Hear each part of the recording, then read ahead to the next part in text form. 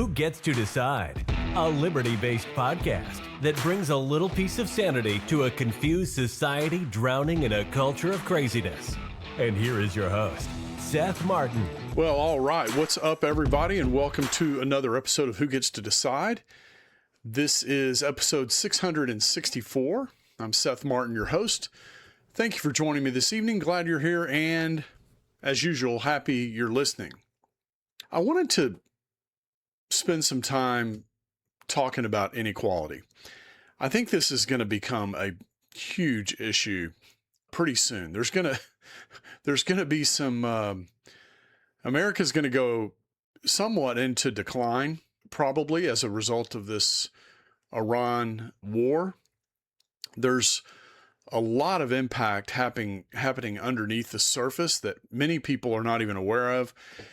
The only reason I'm aware of some of it is because I'm in an industry that deals in raw materials and energy and things of that nature. So this is something that I think this was a huge mistake by Trump. I mean, I voted for the guy and there's things I like about Trump, but he really made a mistake. And I don't know if it was Israel that got him into this. I don't know if he just lied to everybody and he's actually a warmonger and, now we know, or I don't know exactly what the situation is, but I feel very strongly that this is going to be a huge problem for the average American. And as a result, it's going to create a lot of conflict internally in America. And that conflict is going to basically break down around the haves and the have-nots. Okay. So I want to talk about the haves and the have-nots and talk about this inequality, right? It's this, a lot of people don't like to talk about this, right? Because my theory is it's undeserved. Like if you talk to Elon Musk, for example, and I'm going to pick on Elon Musk probably a lot in this episode, not because I don't like Elon Musk or because I think he's a bad guy or anything like that. It's just, he's archetypical in terms of, making money in America with the help of the government. And I'm going to explain that in this episode. Okay. And so I'm calling this the fiat money flywheel. And the thing about this topic is, not a lot of, by the way, I've got my USA, can you see my USA like soccer jersey on? We didn't do so great in the World Cup, but we did pretty good. I was pretty pleased with our performance. I don't know how many of you are soccer fans or football fans out there, but look, it was a great tournament, and I really enjoyed it. So in the spirit of that, I'm wearing my USA soccer jersey today. But anyway, again, getting back to the topic, we're gonna undergo some economic challenges in America, and there's gonna be a lot of people hurting. Okay, a lot of people, even just regular people. And there's going to be a lot of discussion around, well, should we have a wealth tax? Should we raise taxes on the rich? The rich have too much and the poor don't have enough, and these kinds of things. And so I want to talk today about what creates this gap, what creates this inequality gap, and how we can fix it. Okay. Now, fixing anything that's wrong in America is going to be painful, okay? Painful for everybody. You don't borrow $40 trillion and on paper that's worth nothing and get out of that situation unharmed, okay? There's just no way around it. There's going to be problems with Social Security. There's going to be problems with Medicare.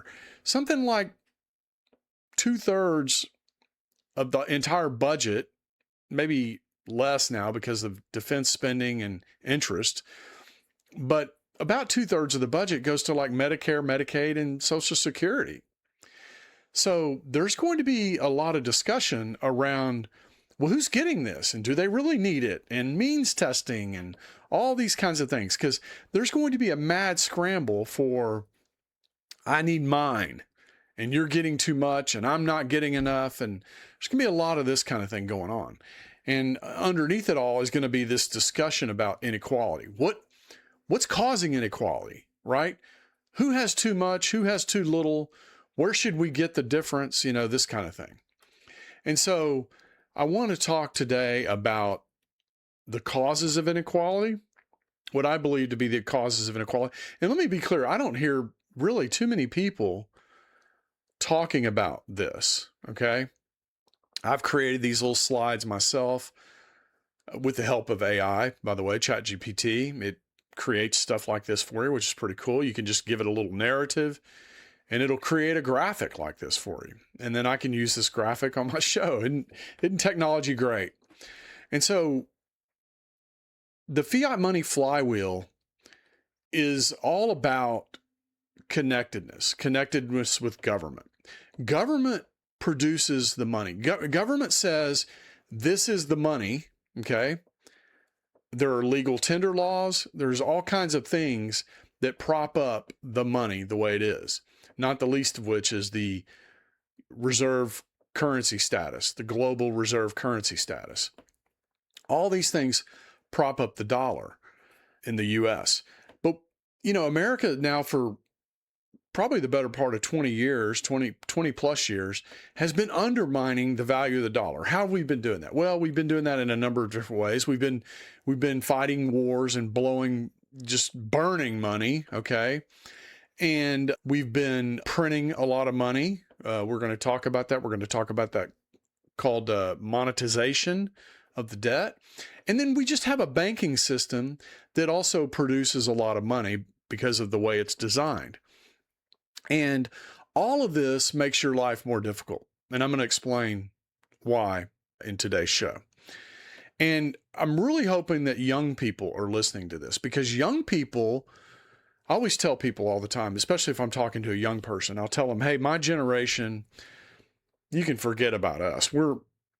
Most of my contemporaries, they don't even understand this problem, much less know how to solve it. Okay. So I always tell young people, this is going to be your generation's problem to solve. You're going to have to solve this problem, or else you're going to be poor in America, okay?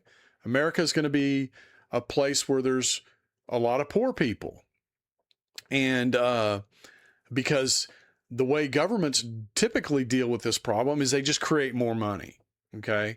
They are hungry for resources. They are hungry for power. And because they don't have anything, the only thing they have is a printing press, and so they just create more money. And this is harming individuals in America.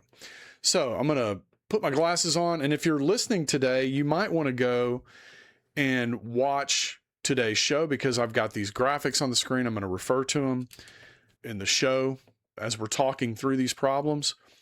And so you might want to go view the show on YouTube. Okay, so this first graphic I have is called the fiat money flywheel. So why am I calling it this? Well, there's essentially two groups, okay? There's a group that benefits from this fiat money system, which is on the right on this graphic. It says the asset owner's advantage. And then there's the worker's treadmill. Now, what is a worker? Throughout this show, I'm going to be defining terms, because these politicians, they use terms all the time and they don't define them. We don't know who they're talking about. When they say the workers, are they talking about factory workers? Are they talking about construction workers? So what is a worker with respect to this discussion? A worker is anyone who earns like a W-4 or W-2 wage. Okay.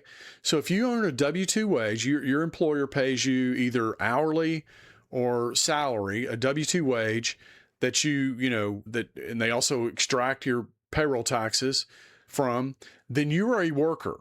Okay. I don't care if you make $1 million or if you make $10 million. If you're the president of Chase Bank and you're making $20 million a year, you're a worker. Okay. Now, not all workers are created equal. Okay. Right. If you're making $20 million a year, inflation has a little less impact on you than if you're making, $50,000 a year. But the point about workers is it really doesn't matter what your income level is. This process will eventually come get you. Okay. It'll eventually overtake you and make you poor. Even if you're making $20 million a year, it is possible to have like a hyperinflation, in which case it doesn't matter if you're making $20 million a year. You're going to be poor under that kind of situation.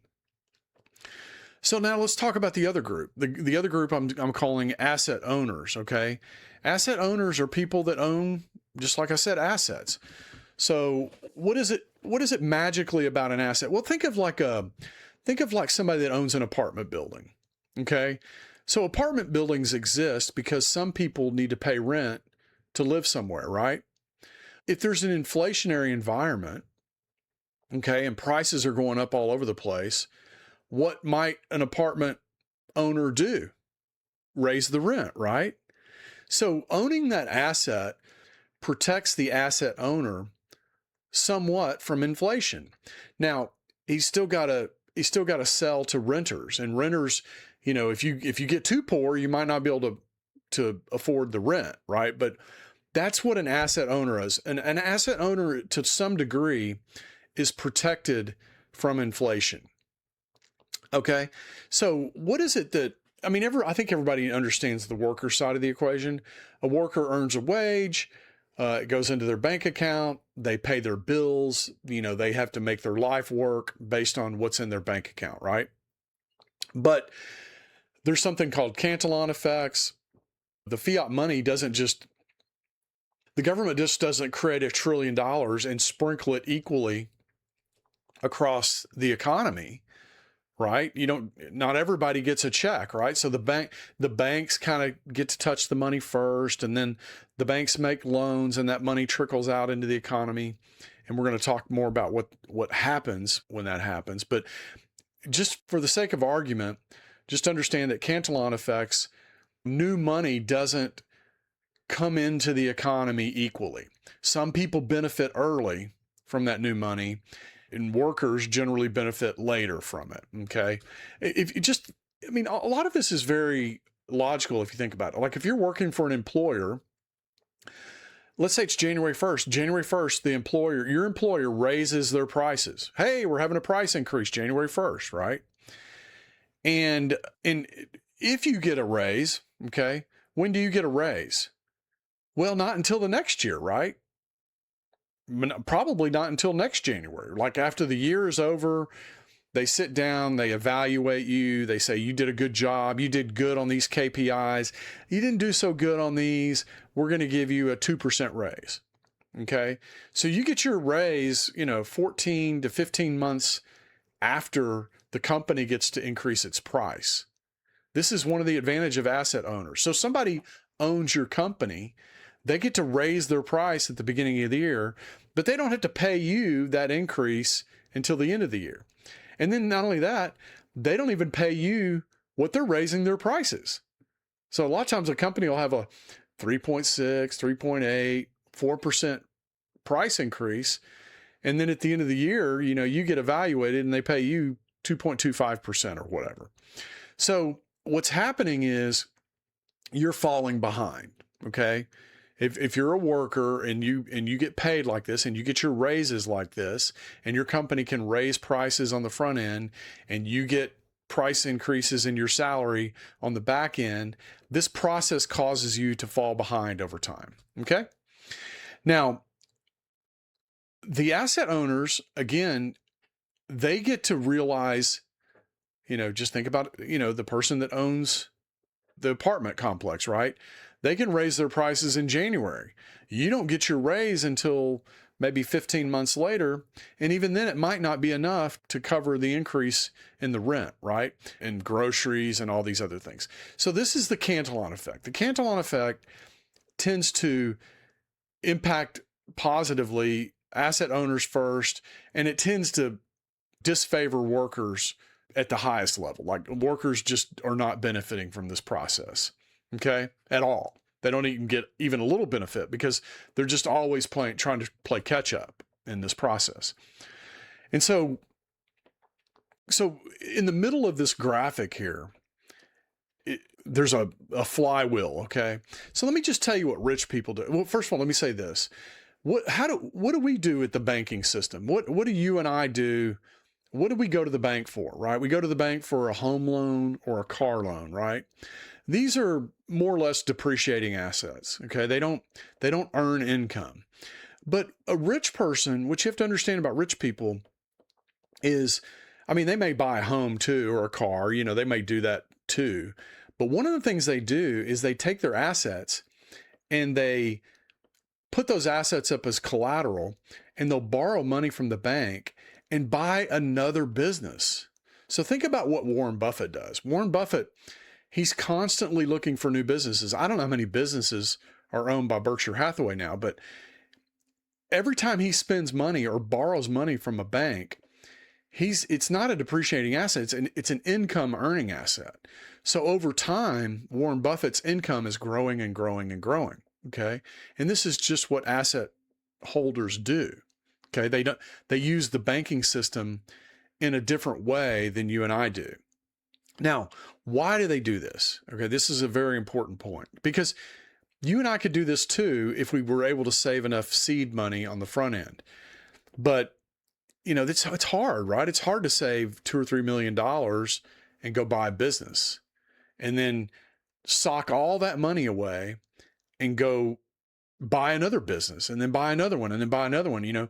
Most of us want to kind of enjoy the fruits of our labor. And so, but there are people that are very disciplined. I mean, Warren Buffett paid himself like $175,000 a year forever. I mean, Warren Buffett's very, very disciplined. Okay. And most rich people, to get rich, you do have to have some discipline in the beginning, or else you just never get there. But this pyramiding of assets and borrowing fiat money, which depreciates over time, the actual money, if you think about it, like if I borrow $100,000, have you ever heard somebody say, well, $100,000 doesn't buy what it used to, right? Or, a dollar doesn't buy what it used to. Well, what's going on there? Well, the inflation of the money, the creation of new money basically devalues the existing money. Okay. So if I can borrow money today, but pay it back in the future with money that buys less, you see how I'm gaming the system? If I can borrow $1 million today and pay that $1 million over time, by the time I pay it off, the $1 million that I borrowed maybe only buys $300,000 or $400,000 worth of goods and services in the economy. Whereas when I initiated the loan, it bought $1 million worth of goods and services. See how that works? So this is the fiat money flywheel. And this is how the rich people create generational wealth. So now let me just say this. If this was all gold, okay, we didn't have a fractional reserve banking system, there was no Fed, and it was just gold. So when I go to the bank, I'm borrowing money that they actually have, okay? Well, then there'd be nothing wrong with this. This wouldn't be a money creation kind of situation. It would just be somebody borrowing money, like you borrow money from your buddy. Okay, hey, can you loan me $100? When my friend of mine loans me $100, it doesn't create $100 of new money. Okay, but you'll see in a minute, when the banking system creates new money, it does, or when it gives a loan, it does create new money. And this new money then circulates in the economy, which undermines your savings and your purchasing power. That's what inflation is. Inflation is not prices going up. There's no economic reason for prices to go up. The reason prices go up is, well, it's partly because of supply and demand, but in a modern economy like we have, there's always supply and there's always demand. So prices don't really go up because of a decrease in supply or something, or an increase in demand. The demand is just immediately filled. The reason prices go up is because there's new money in the economy, and that pie of money is growing all the time. Okay. That's why prices go up. It has nothing to do with, there's no such thing as price inflation. Price inflation is the result of monetary inflation. If you increase the amount of money in circulation, then the goods that are being traded go up in price. It's as simple as that. Okay. All right. So how does this happen? There's two main things that cause this effect. Okay. One is something called monetization of the debt. Okay. So this is like quantitative easing. So when you hear about quantitative easing, this is just a fancy word for the government is buying its own debt. Okay, with what? Okay, Seth, well, that doesn't sound that bad. Government's buying its own debt. But remember, the government doesn't have anything. So what does it do? Where does it get the money to buy its own debt? Well, it gets it from the Federal Reserve. Well, where does the Federal Reserve get it? Well, the Federal Reserve just creates it out of nothing. Okay, so this is very damaging to people who are actually doing productive work in the economy. Okay. So let's just go through the graphic here. It starts off at government spends money, okay? And what it does, it gets money from taxes, right? Now, taxes, there's nothing wrong with taxes, except I don't like to pay them. You probably don't like to pay them. We probably feel like we pay too much in taxes. But the collection of taxes and then spending it, this is at least honest, okay? This is an honest government that does this. But notice what our government does in this monetization graphic, okay? The Treasury, so the Treasury is a constitutional part of government, okay?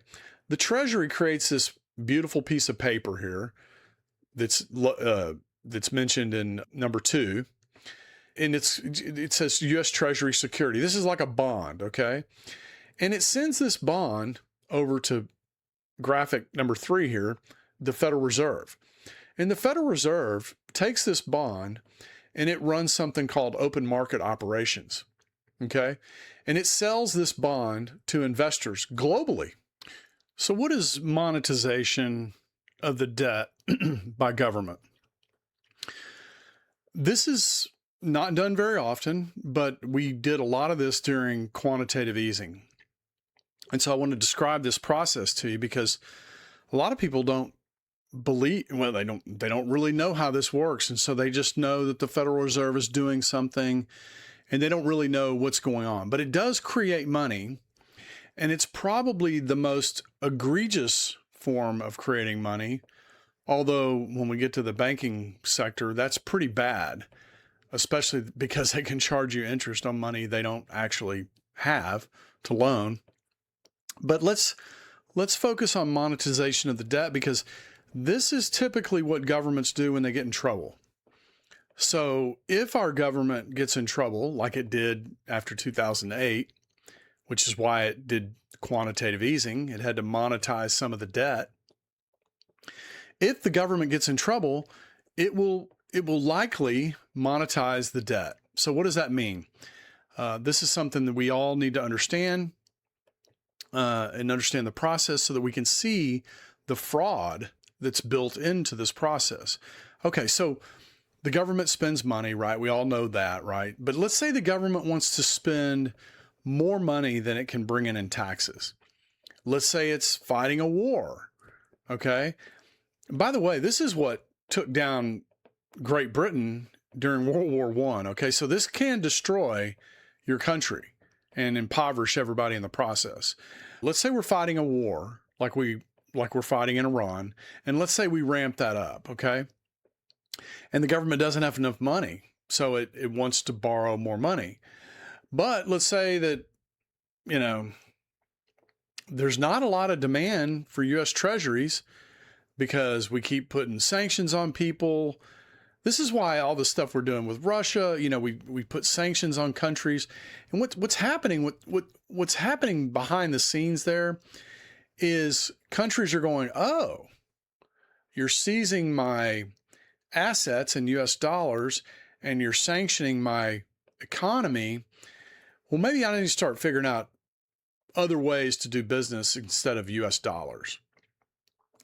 And what this does is it lowers the demand for dollars, which is not good, because a lower demand for dollars then raises interest rates, and because there's fewer bonds being sold, raises interest rates. And I don't know if you noticed or not, but if interest rates go too high in our economy, we're all sunk. Nobody can even buy a washing machine without borrowing money to buy it.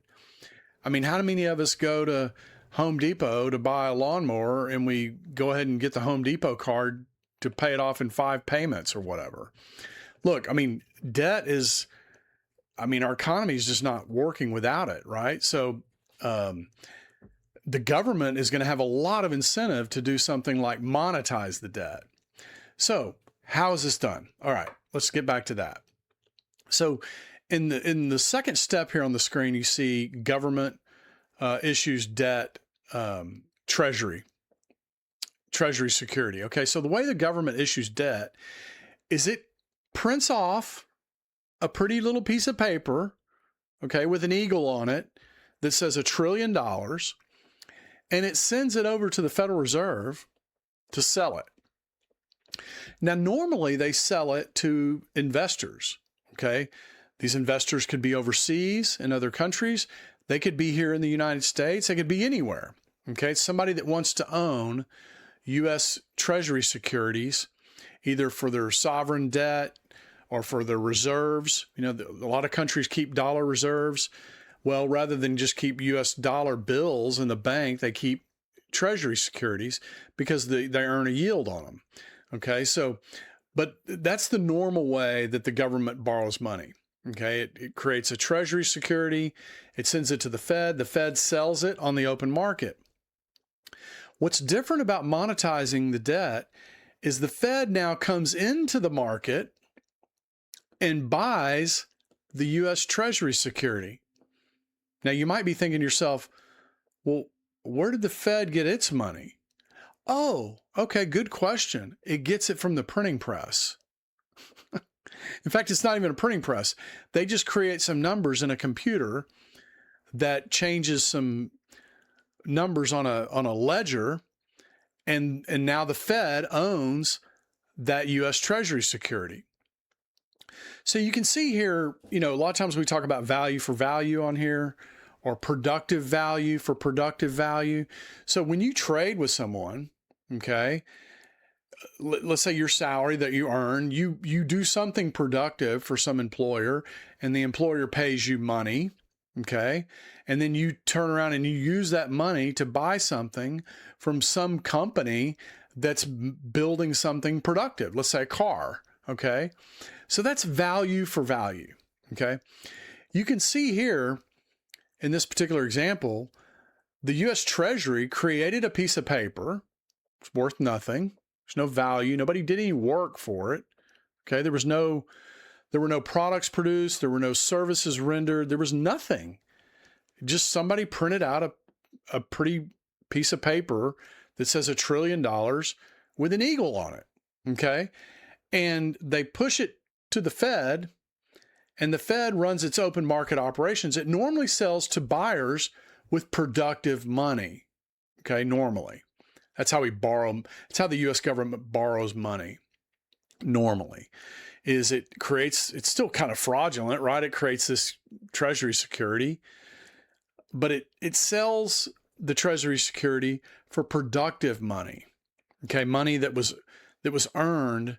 Let's say it was Saudi Arabia, okay? So we sell a bunch of securities to Saudi Arabia. Well, Saudi Arabia produced a bunch of oil, and they sold it in U.S. dollars, and then they take those U.S. dollars and buy Treasury securities.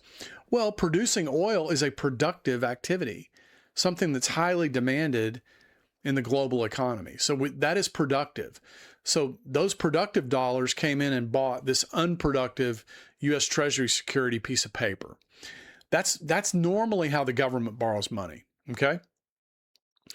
Now, this monetization, the way it's different is instead of Saudi Arabia buying the Treasury security, the Fed comes in to the market and pretends to be a buyer, okay? And it buys the U.S. Treasury security for itself, basically, and then turns around and gives the money back to the Treasury. So this is akin to writing yourself a check for $1 million and then running around and telling everybody that you're a millionaire. Look, I had this $1 million check, but it's just you writing a check to yourself.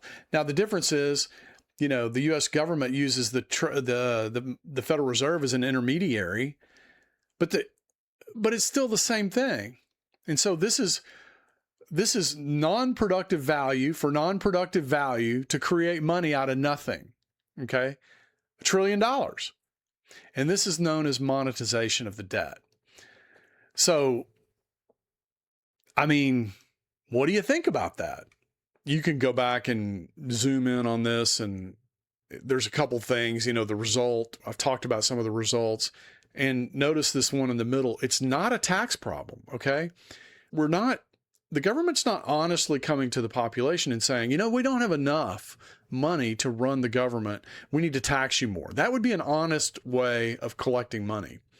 But what they're doing is they're instead, through this process, they're stealing your value, your productive value, and replacing it with this non-productive value by creating this U.S. Treasury security. Okay. And this creates new money in the economy. And new money dilutes you. So think of you as an investor and you have a certain amount of money in the economy, and the government just floods the economy with a whole bunch of new money. Well, that dilutes you, just like you own shares in a business or something, and somebody came in and issued a whole bunch of new shares, but didn't raise the value of your shares. That would be diluting you, right? So this is how the government dilutes workers. Dilutes everybody technically, but workers are disproportionately impacted because they don't have the money to buy income earning assets. All right. So let's go to the next graphic.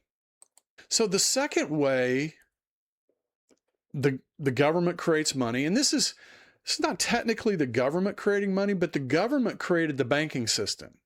Okay. And we have something called a fractional reserve banking system. What that means is the banks, when you get a loan from the bank, let's say you go get a $300,000 loan to buy a house from the bank, okay? Or the bank's going to provide you $300,000 to buy a house. And you're going to have payments, right? You're going to have this long stream of payments for the next 15 or 30 years or whatever. When the bank gives that $300,000 to the home seller, the bank doesn't actually have that money, okay? That's called bank credit, okay? Now, where does the bank get bank credit? There's this complicated process, and I've got it shown here at the bottom of this graphic, where, like deposits come in. So it shows like round one, right? Round one is $1,000. You deposit $1,000 into the bank. The bank takes $100 and puts that in what they call vault cash. Okay. But then notice step 3, the bank loans out $900. So 900 of your $1,000 that you put in the bank is actually not there in the bank. So it's not really there to loan out. Okay. Now that $900 then goes to somebody else. They deposit it in the bank. The bank takes $90 of that and creates vault cash out of that. And then they loan out 810. And you can see they just keep doing this over and over. They pyramid these fractional reserve loans on top of one another. And you can see that under 5 steps, they've created, what does that say, $3,685 of new money in the economy over and above what is deposited. Okay? So this is the magic of banking. Now, the thing that's most disgusting about this, I think, is they charge you interest on money they don't even have. And when you start digging into this, it's just criminal. I mean, there's just no other business like this in our entire economy, in the entire globe. There's no business that charges interest on money they don't have. But the banking system does this, okay? So when I complain about the Federal Reserve or I complain about dishonest money, I'm talking about this whole system. Okay. This whole system is dishonest. It dilutes value constantly from the economy. And value, if you think about it, when you trade with somebody, let's say there was no money at all. Okay. And you're just trading something for something else. Okay. For that to happen, let's say I trade a candy bar for a Hot Wheel. Okay. So I got a Hot Wheel, somebody else got a candy bar, and I say, okay, I'll trade my Hot Wheel for your candy bar. Okay. What's happening there is the person that I trade the candy bar to, they want the candy bar more than they want the Hot Wheel. And I want the Hot Wheel more than I want the candy bar. And so a transaction happens. So this is a win-win kind of situation. Okay. But in the banking system, there's this thing called fiat currency that interposes these trades. Okay. So there's value on either side of the trade, the candy bar and the Hot Wheel, right? But when you put the money in between, and the reason the money's there, by the way, it's an important reason.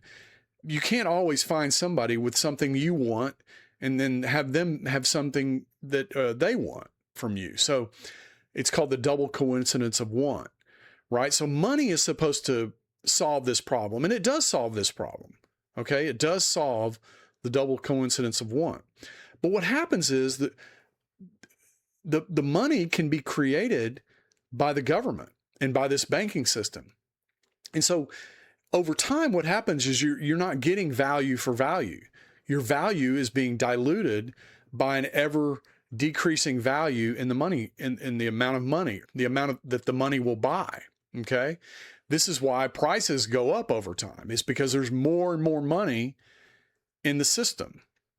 Now, so let's talk about what a fixed money system would be. So let's say the government promised never to print another dollar, and the banking system went on 100% reserve standard. Okay.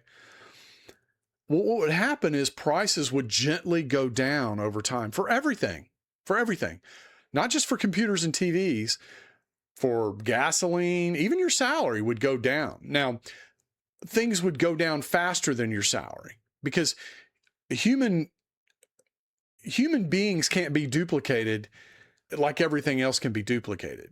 Okay, so think of it like just everything kind of going down in price, but your labor would go down much slower than everything else. Okay, so over time, your labor, even though it's going down in value, would buy more and more stuff because everything else is going down faster. That's how a normal economy would work. That's productive. So like if you have a productive economy, that's how it works. There is no increasing prices over time. That's just something that we've become used to because we have this fiat money system. All right. So let's talk about the winners and losers. We kind of already talked about that, but let's talk about it some more. So who are the winners? Well, the winners are the asset owners. Why? Because they're borrowing money today and they're paying that money back. They're not just borrowing money, they're borrowing money and buying income earning assets. Okay. But they're paying that loan back in the future with money that's less valuable than today's money. Okay. So they're winners. It's like an arbitrage. It's a type of arbitrage, right? So who are the losers? Well, the losers are you and me, the workers, the W-2 income earners. We're the losers in the whole thing because of something called Cantillon effects and also just the fractional reserve system pyramids more and more money over time. So there's just a constant fountain of money being created nonstop. Okay. Now, I wasn't going to get into this, but why do we have depressions and recessions? Why does that happen? Well, because once the government and the banking system create too much money, okay, they can overrun the underlying value of stuff in the economy. And that's one reason. The other reason is the money tends to go into things that have the highest return, and then that changes the structure of production. And so what happens is we're all out here trying to make our lives work, and all of a sudden we notice, God, we can't get a car that we want to buy. They just make these crummy cars, or, they have all these gadgets on them, but the transmissions go out after 40,000 miles, or we can't get a roof on our house that lasts 20 years. We just notice that there's there's a change in the structure of production, and it could be a lack of quality. I mean, I see this with all kinds of consumer products like washing machines and dryers. I mean, I'm sure you've noticed that washing machines just don't last the way they used to, but they still cost as much money as they used to. And there's a lot of things like this.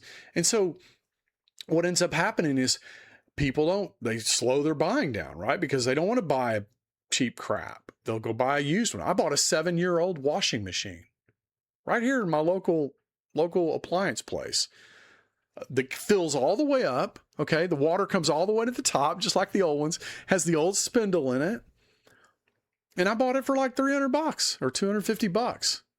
I wasn't buying another new washing machine for $700 that was going to go out in 3 years. Just wasn't going to do it. So there's a lot of that going on. You personally may not be doing that, but there are things like that happening in the economy. And so what happens is that changes the structure of production. Money, investments aren't made in the right places, and it starts to affect the way consumers buy. And all of a sudden it's kind of like being on a roller coaster and coming to the top. You're coming to the top of the roller coaster and it goes click, click, click, click, click, click, click, click, click, click. It slows down and then whoo, it starts racing to the bottom. Well, so what happens is a whole bunch of businesses get wiped out. A bunch of froth in the economy gets wiped out. And this is deflationary. So when people file bankruptcy or companies file bankruptcy, that money, all the money they owe for their house, the money they owe for the business, all the loans they have, when you default on those loans, all that money disappears from the economy. And this is very deflationary.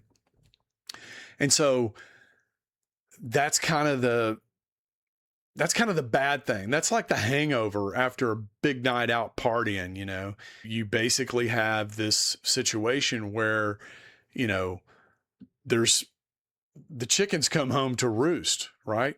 And you'll find people that are, maybe people like this that are doing very, very well in the economy, and they're guys making $1 million a year or something. And they're some of the first people to get laid off because their jobs kind of aren't real jobs. They're just froth from this overheating effect of the economy with all this credit, this new credit and money coming into the economy. And so in a roundabout sort of way, they become a loser in the whole thing, right? But the big losers are just, the guy that's making $25, $30 an hour, $50 an hour, or $200,000 a year that he's, spending everything he makes. These are the big losers because whoever you're working for, your business is going to go down. You might get laid off. There's all kinds of challenges when you go into recession, when the hangover comes, there's all kinds of challenges as the economy reconfigures itself. You might get ensnared in that. And that's one of the problems with this fiat money system. It's the business cycle. The business cycle is not a function of a true free market. That's a function of the monetary system. If we didn't have fiat money and bank credit, you wouldn't have a business cycle. It just wouldn't exist. The economy would constantly be configuring itself on the fly. Okay. So we've talked about who benefits. Borrowers benefit, asset holders. Who pays? Well, workers. You pay with your job, your layoff. Taxpayers pay when people get laid off and unemployment benefits go up. Your taxpayers have to pay. So the system rewards debt and it punishes people that are saving. If you're saving dollars, and those dollars buy less every year, you're getting hurt. Now, incidentally, when we were on a gold standard, you could just take gold and put it in your sock drawer and, over time, collect little gold coins. And 10, 20, 30 years later, those gold coins would buy more than they bought at the time you stuck them in the sock drawer. Okay. But those days are gone. We don't have those days anymore, right? All right. I'm trying to read this reality. It says, when government has the power to create money and control the monetary system, it creates inequality by design, by the way. So you might say, well, why is that by design? Well, look, the government, people like Hillary Clinton, They go to rich people like Donald Trump and say, hey, why don't you contribute to my campaign? Or, hey, why don't you and I get in business together and you help me make money and I'll advantage you in the marketplace, right? The rich people, not every rich person, but we've talked about Elon Musk, and I think Elon Musk is a good example. Someone like Elon Musk is benefiting from government, okay? Let me explain, because some of you may have not heard this before, but I've talked about it. Look at Tesla. For the first 15 years of Tesla or whatever it was, if you bought a Tesla, you got a $25,000 tax credit. Okay. So for you, that's good, but there's somebody else that had to pay more in taxes because you got a tax credit. You see what I'm saying? So that's getting rich off the taxpayer. Now it's an indirect way. Okay. He's not directly getting rich off the taxpayer. Let's say that example for SpaceX. SpaceX is getting direct contracts from the US government to launch space stuff into space.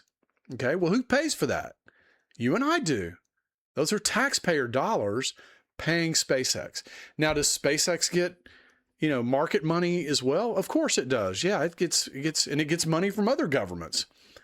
But I don't care. If France wants to pay SpaceX to put something up in outer space, then that's France's problem. I'm more concerned about Americans and what Americans are having to fund at the government, at the government's behest. Okay.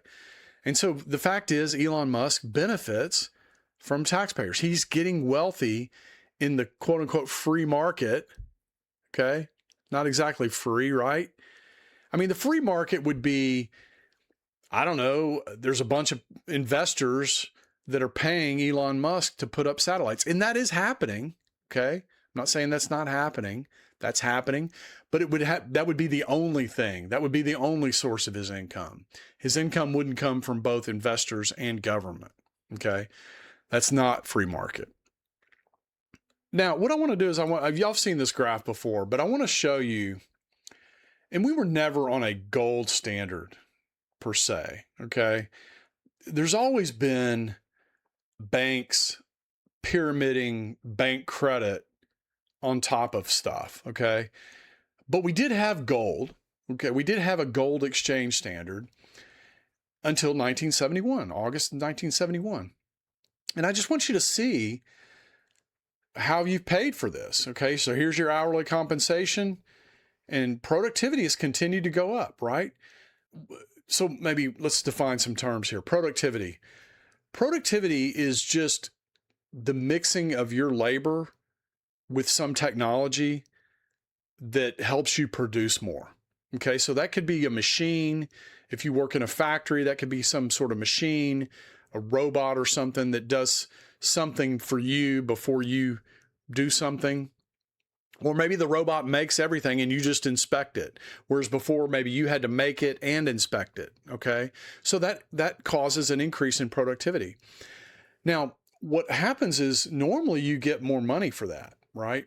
I've given the example of if you had a job taking boxes from one end of the warehouse to the other, and you made $5 an hour doing that, and your boss came to you one day and said, hey, I'm going to teach you how to drive this forklift. And instead of moving 400 boxes a day, you're going to move 4,000. So that's a tenfold increase in productivity, right? And for that, I'm not going to pay you $5 an hour. I'm going to pay you $15 an hour. So you got a threefold. So the business got a tenfold increase in productivity, and you captured a threefold increase in your wage. Okay. That's you capturing some of that productivity. But look at what has happened. Hourly earnings are not capturing productivity. We're still getting productivity gains. This is another thing that flows to the rich. Again, if you own assets, if you own these businesses or you own these stocks and there's increases in productivity, the earnings go up and the value of the stocks go up and everything else. But look at what happens to the wage earner. He's struggling down here. Okay, so you could look at it in terms of like productivity is keeping up with inflation and maybe is growing faster than inflation. Okay. but your wages are not. Now, if this were a real money economy, what would happen is the prices of everything would be going down in accordance with this increase in productivity. And maybe your wages could just stay flat, but prices would be going down, so your wages would buy more and more and more goods and services from the economy. But we don't have this mechanism. They've turned this mechanism and flipped it over on its head to steal from us. Okay? Now that's a strong word, steal, but that's exactly what is happening. That's exactly what's happening. This is why every year your life, it feels like you're having to work a little harder just to maintain the things you bought, last year and the year before that and the year before that. So why your insurance goes up, your gas goes up, your food costs go up, your entertainment costs go up, everything goes up. Okay. And the reason it goes up is because the value of the money is going down. Okay. So that's one chart that I want to show you. That's I think very important chart. The next one is, and I'm just going to demonstrate this with this chart. Now, I haven't updated this in a while. I probably need to go back and update this, but it's from 2022 when silver was $25.28. But let me explain what you're looking at here, because this really explains exactly how your wealth is being stolen from you. Okay, your productivity. So in 1964, the minimum wage was $1.25. Okay. Now it just so happens that these 5 coins here, these 5 quarters, had about an ounce of silver in them. Okay. So you have a situation where 1 ounce of silver was $1.25. Okay. So another way to say this is the minimum wage was 1 ounce of silver per hour. Okay. Now, if you never raised the minimum wage at all, it was just always 1 ounce per silver per hour, 1 ounce of silver per hour. In 2022, you would have been able to, that same 1 ounce, instead of buying $1.25 per hour worth of goods and services from the economy, it would buy $25.28 per hour worth of goods and services. So you can see here, so just think of this, the value of silver going up, or the fact that silver is buying more and more and more over time, is you capturing your productivity. Okay, that's the way you need to look at this. Whereas the fact that the minimum wage is $7.25 an hour means you've lost a lot of your productivity. In fact, you've lost almost 4 times your productivity. And that minimum wage, nobody even makes that. And not only that, but silver's not $25.28, it's more like $58. So, the amount of productivity the government has stolen from us, it's not a trivial amount. Okay. This is a lot of money. Okay. This would be like having an honest money system and having your taxes go up 4 or 5-fold or 10-fold over your lifetime. Okay. And you making the same amount of money. Obviously that would not go over well. We would throw the bums out and put new guys in. But because of this inflation thing, there's nobody understands it, for one thing. And then who do you blame? Right?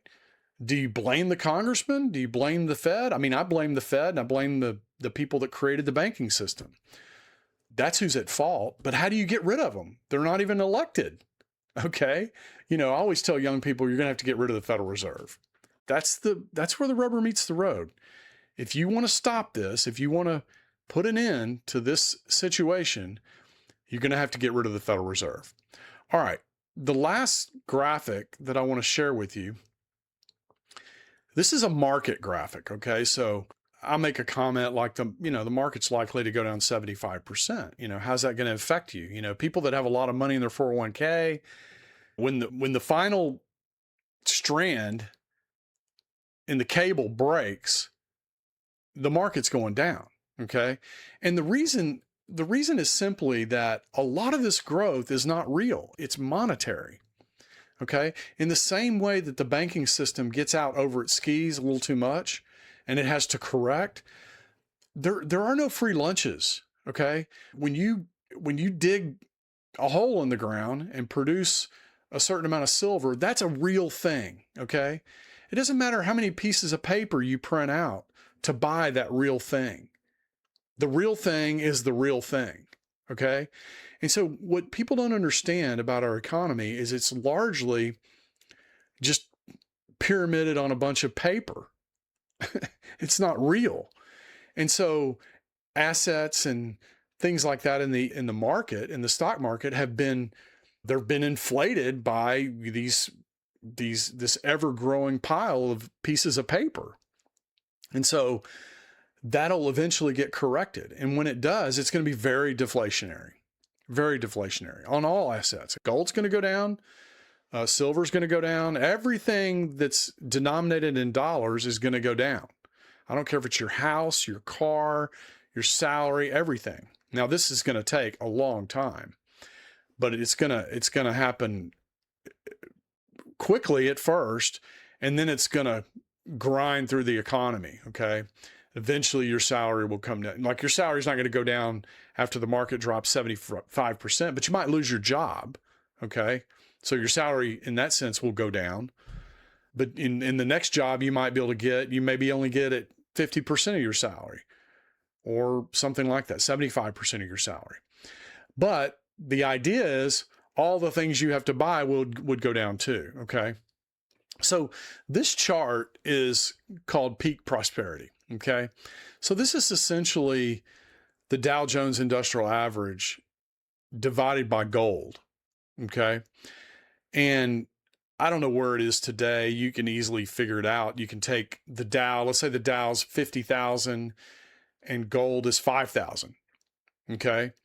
Well, that means that it takes 10 ounces of gold to buy the Dow. See how that works? And so this is like real prosperity. Okay. So peak prosperity was in 2000. Okay. So your income, your real income, okay, unless you've been able to increase your income substantially year over year during this time, your real income is dropping. In fact, we're further down here somewhere right now. And you can figure this out. Again, just take the Dow Jones Industrial Average and divide by the price of gold on the spot market. So the Dow Jones is trading at like, I don't know, 45,000 or 48,000 or something like that. And gold is trading at 4,200 or something like that. So you just take 45,000, divide by 4,200, and you'll get this number. But eventually this ratio is going down into probably all the way to here, where the Dow is worth 1 ounce of gold. Now, is 1 ounce of gold going to be $5,000, or is 1 ounce of gold going to be $1,000? I don't know. This all have to work its way out. But I just want you to know that peak prosperity for your average American was in 2000. So life for all of us is only going to get worse until this all plays out. And like I said, it's a monetary effect. And so monetary, easy come, easy go, right? You just print up a bunch of money and buy stuff, and just restructures the economy. And you got people making stuff that the government values. But what about you as a consumer? What about what you value, right? So the government's buying lots of bombs, and it's buying airplanes and fighter jets, and it's increasing the military, and it's poking Iran in the eye and creating a big mess. And you just have to suck it up. Your life is just going to get more difficult because that's what the government wants to do. And the government doesn't care about you. Okay. That's just the reality of the situation. All right. That's more or less it for the show today. I feel like I'm starting to repeat certain things. Just understand that this fiat flywheel is killing all of us slowly. And if you want to get rid of it, if you want it to stop, you have to end the Federal Reserve, but you also have to end this pyramiding of bank credit on top of money that doesn't exist. Okay, this is also part of the problem. In fact, that's what led to the Great Depression. The only difference is we had gold at the time. So what happened was the amount of bank credit that was created over and above the amount of gold that was there to back it created a problem. It created the Great Depression. Well, now we have nothing backing anything. We just have bank credit on top of promises. And incidentally, let me mention one thing that everybody should know. And you can go look this up and do your own research. But one of the things that happened after the financial crisis in 2008 is there was a law passed called Dodd-Frank. Okay. And basically, politically, it just became, undesirable to bail out banks. And so what they did is they created in the law that banks wouldn't be able to get bailed out anymore, that they would instead turn their depositors into shareholders and confiscate depositors' money. Okay, so that's a big problem. Okay, so if you want to avoid that kind of problem, number one, I would have my money in a credit union. But even a credit union is not entirely safe, because a credit union could still hold treasury securities. It could hold CDs in money center banks. Okay, so your money there's something called counterparty risk in the banking business. So if let's say I have a credit union and I take $100 million and I go buy certificates of deposits that are at Chase and Bank of America and Wells Fargo, there's a counterparty risk there, right? Because the money center banks are going to take depositors and make them shareholders. So now my credit union could be a shareholder in one of those banks. And effectively, I would end up losing my money. So you have to be very, very careful about where you put your money and how much money you put in the bank, how much money you put in the credit union. You may want to take, this is not a problem that most of us have, but let's say you have $100,000 in liquid cash in a bank.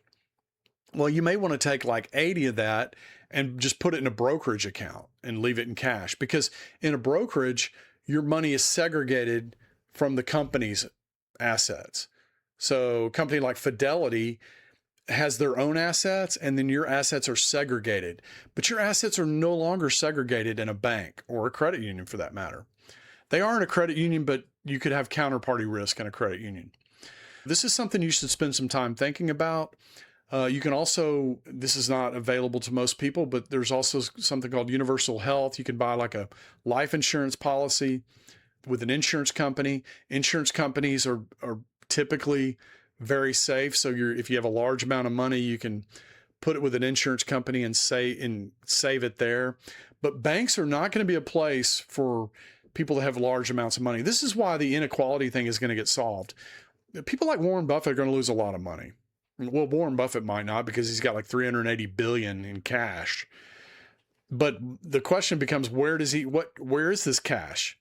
Is it under his mattress, or is it in a bank? If it's in a bank, then he might just end up being like a shareholder in that bank. But for people that have a lot of assets, once the crisis hits and those assets go down in value, this inequality thing will go away, because the inequality deal is largely a function of fiat money and credit. Okay. We actually are not going to need to tax the rich more or have a wealth tax or any of those things. We're going to have a major crisis in our monetary system. And it's going to make the poor poor, but it's going to make the richer poorer as well. Now they're still going to be rich, but they're just going to have 20% of what they had previously, something like that. So, all right, with that, I'm going to wrap up. Thank you guys for coming in and listening. I hope that helps. And my goodness, if you got a young person in your life, send them this show, because they're the ones that really need to understand this. And then they need to start voting and being loud and advocating for these things. Now, be careful when you advocate things that the government doesn't want, because the government can hurt you. Okay, so just understand you're dealing with force, a monopoly on violence. The government has a monopoly on violence, and they use that all the time. And in Houston, where I live in the Houston area, on the news all the time, there's some police officer involved shooting where they're killing, some black person or some white. It's usually, it could be black or white. It doesn't really matter the color, but it's always somebody that's kind of at the lower end of the income level. And this is just happening all the time. And this happens primarily because people don't understand that the government operates with a monopoly on violence. Okay. So the best way to see this is like, and I'll wrap up with this, but back in the 70s in New York and the 80s, you had groups that wanted to police themselves, right? Because the police wouldn't show up in the projects and things like that, and there was crime and stuff. And so these people created groups to help police themselves. And New York actually came in there and said, "Oh, no, you can't. We run the police. You can't do that. That's what we do." And they were like, "Yeah, but you're not policing this area." And they're like, "It doesn't matter. We have a monopoly on this." This is just something the government does. And because they do this, your level of force can't be met with their level of force, right? You have to submit to their level of force. And, it's just the way it is. So just be careful when you're interacting with the government that you don't, try to assert rights and things like that. The fact is your rights are, you can go defend your rights later in court, but you're not going to get your rights upheld when you're interacting with a police officer. Okay. You need to basically carry out any command they give you and keep your hands where they can see them, and don't present yourself as a threat to them, or they will use violence against you. Okay. All right. With that, I'm going to wrap up. Thank you guys for coming in. Peace. It was good to see you. It's been a while since I made a show. Probably not going to make as many as I used to. It just takes up too much time. And, I like doing it, and I'll continue to do it, but just not as much with as much frequency. All right. Thanks everybody. Thanks for coming in. Peace. I'm out.